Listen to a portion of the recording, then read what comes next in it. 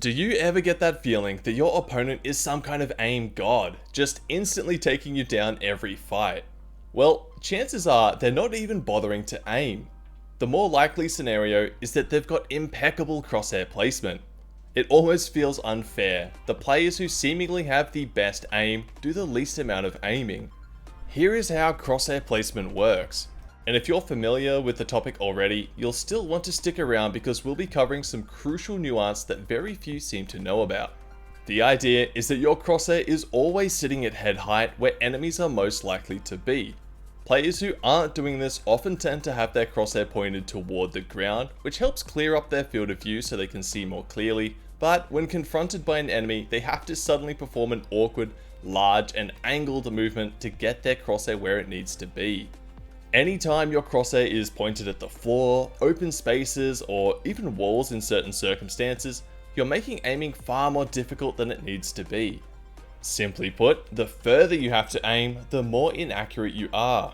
By keeping our crosshair at head height and procedurally checking angles instead of aiming in the open, when we do confront an enemy, our crosshair may not have to move at all, or if it does, it only needs to move a small amount, which is very consistent compared to huge off-angled aiming movements. Now, you might be thinking, great, this sounds easy enough, and you're mostly right, but to truly get the most out of this technique, you'll want to adapt it to your own playstyle and even your physiology. Firstly, so long as you're on flat ground, head height always stays the exact same.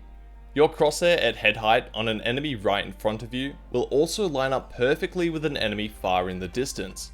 While you're still learning where head height is, you can use your teammates as a reference. Secondly, your reaction time plays a huge part in exactly where you should place your crosshair when holding an angle. Naturally, you may think having your crosshair as close to the angle as possible would be optimal, but if your reaction time isn't fast enough, the enemy may have moved past your crosshair by the time you even acknowledge them. So, here are some considerations to take into account when choosing where to place your crosshair when holding an angle. I'm in Refrag's Restrat mode, which lets me set up the exact angles and peak types I'd like to practice against. With rifles, we want to place our crosshair at head height with a few different options to choose from. You basically never want to be flush with the angle as your reaction time just won't keep up. Instead, choose a distance from the wall that suits the position you are playing. If you're in a normal spot, they'll probably peek you tighter to the wall as they check it, and if you're in an off angle, it'll likely be a wider peek, so you'll need your crosshair out further to account for your reaction time. With an AWP, it's a little different, and there's a certain technique you can use if you meet a reaction time cutoff. Using an AWP, we don't need to worry about headshots, so we can drop the crosshair down, ideally to mid-chest level where the elbows flare out. Now, this is where the techniques branch off depending on your reaction time. If you're fast enough, so probably under 180 ms, you can place your crosshair around this distance from the wall to catch some shoulder peaks, while also being able to catch normal or wider peaks too. This elbow height position is important for giving yourself the largest possible window. It's important here to recognize that you shouldn't actually be aiming.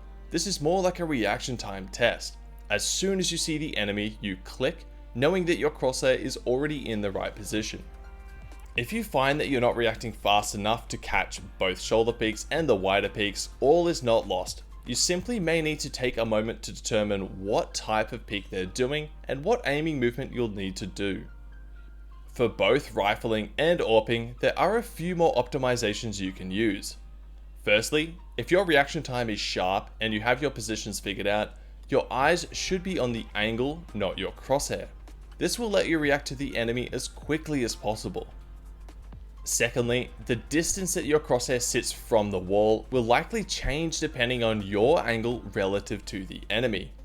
For example, if we're parallel, this is the fastest position we would perceive them to be moving at, and therefore would be your widest placements. If you were to tighten up that angle, the enemy is somewhat moving toward you, which we perceive as them moving slower across our screen, so we can use closer crosshair placements.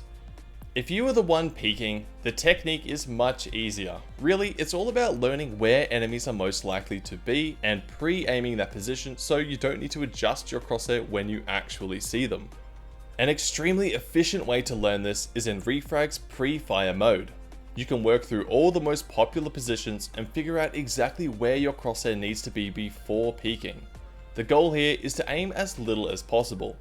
When done well, your only limitation is your reaction time, and even then, there are times where you can pre-fire these positions before you even acknowledge someone is there, netting you an instant kill for free. The main exception to this pre-aiming approach is if you're moving through the map anticipating a lurker.